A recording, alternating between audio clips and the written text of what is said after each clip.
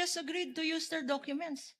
We don't need, even this clerk of court, even the presiding officer, even the honorable judges don't need to make comparison. We are amenable to use the defense, exhibits, Your Honor. Attorney May I- Lorna. Because these exhibits, Your Honor. Attorney Lorna, the chair considered that too when you made that manifestation. However, as I said, given the fact that we don't have a copy, I guess you don't have a copy too of their exhibits. So they Can I would have to sift through each and every exhibit marked with their own marking to look for, let's say, a particular name in the AR. So once we get the copy, we will furnish you with a copy, and you can use that copy if you wish at the appropriate time as well. So asking for a copy will solve many issues, Attorney Lorna. Attorney Please, Christine, please, yes, you yes, want Your to... Honor. Quick reply, Your Honor. Actually, it doesn't matter if they will use our own exhibits, Your Honor. It doesn't even make their witness competent. That is why we are here in open court to establish the competence. So kahit pagamitin ho namin yung exhibit namin, kung hindi naman ho competent yung witness nyo to identify those exhibits, it will still be a waste of time. It will be useless. Thank you for that, counsel. Let's now move on. Call your witness, Attorney Kapunan, Attorney Lorna. Clerk of court is directed to kindly escort or assist Ms. Eileen May del Ocampo to the witness stand. Your Honor, we'd like to call our witness, Ms. Eileen May L. Del Campo.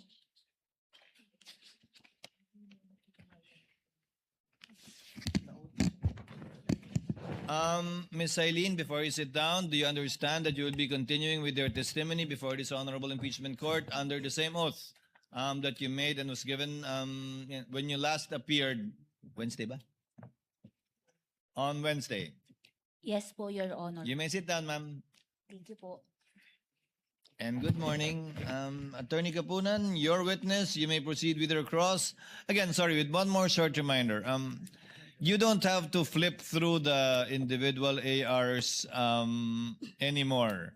We understand that, Attorney Kapunan. We will rely on her table and or summary for the meantime, unless there is a specific AR that you want her to identify and read for the record, then she may simply look at that particular one. But no need to flip through the entire 4,492 ARs just to show that she indeed prepared her table and summary based on the ARs. That is deemed understood already by the court. You may proceed, Attorney Lorna. With the permission of this honorable court, good morning. Good morning to the presiding officer, to the impeachment judges, and good morning, counsel, Good morning. the respondent. Good morning, Madam Witness. Good morning po. Are you would you like to come closer to the mic? Parang nagkwentuhan lang tayo, no? Be comfortable, okay? Apo. Now, we will continue with where we broke off at the last hearing when you were here and we had preliminary questions, no? But I regret that I have to ask you again because just earlier, this counsel for the respondent is questioning your competence. Madam Witness, can you remind us again, how long have you been with the COA? I have been with COA for the past 11 years. Actually po, magti 12 years na po. As COA. Yes po. And what was your educational background, Madam Witness? Saan ka nag-aral? I earned po my bachelor degree in Bachelor of Science in Accountancy from St. Louis University po. At pagkatapos mo nag-graduate sa St. Louis University, saan ka nagtrabaho? Ang una ko pong naging trabaho is as junior auditor sa isang private firm po sa Baguio City. And after that, After 2 years po, nag-apply na po ako sa COA at doon na po ako nag-start noong And what- August 26, 2014. August 26? 2014 po. Okay. And earlier you said that you were in COA ICFAO, correct? Yes po. And what particular activity or duties did you have with this office? Ang mga naging duties ko po sa COA ICFAO is first to conduct post-audit of the liquidation documents of various government agencies sa liquidation po nila sa Intelligence and Confidential Fund. And draft po an audit observation memorandum, notice of suspension or notice of disallowance po as may be warranted under rules and regulations on settlement of accounts. And after pong mag-respond nung agency, ako rin po ang nag-evaluate ng mga responses po sa mga AOM at notice of suspension. So based on your narration, 11 years mo na ginagawa to? Nag-i-issue ng audit, observation, memorandum, notice of suspension, notice of disallowance, at pinag-aaralan rin ang mga response ng mga national agencies na covered ng Confidential and Intelligence Fund. Yes po, tama po.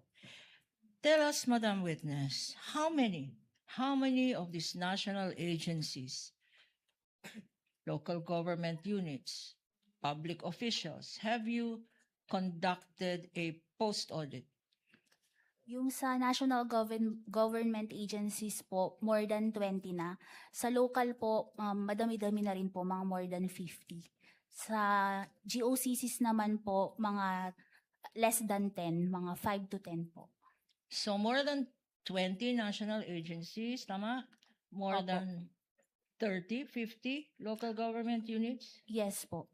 And, Mga GOCCs po, mga less than 10. okay.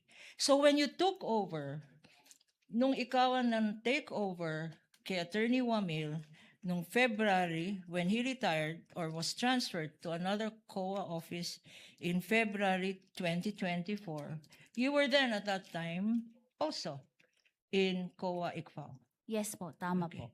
And ano naman ang participation mo, if any, dito sa pag-post-audit ng confidential funds ng Office of the Vice President at ng DepEd Secretary?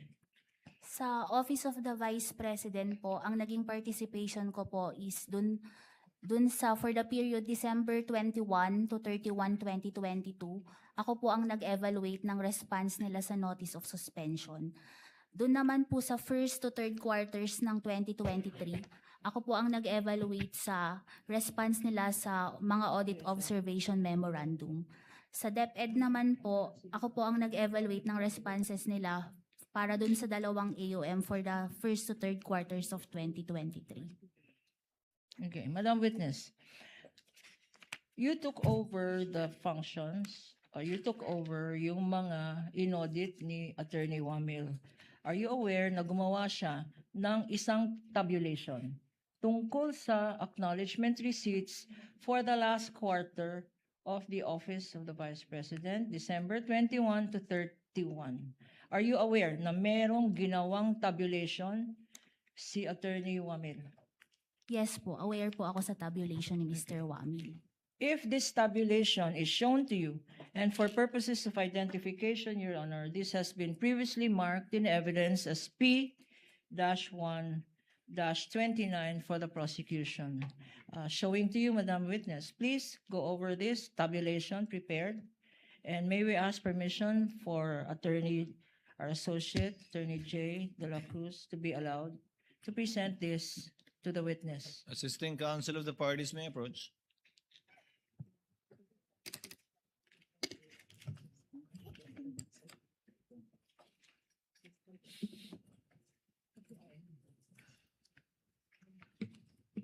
Just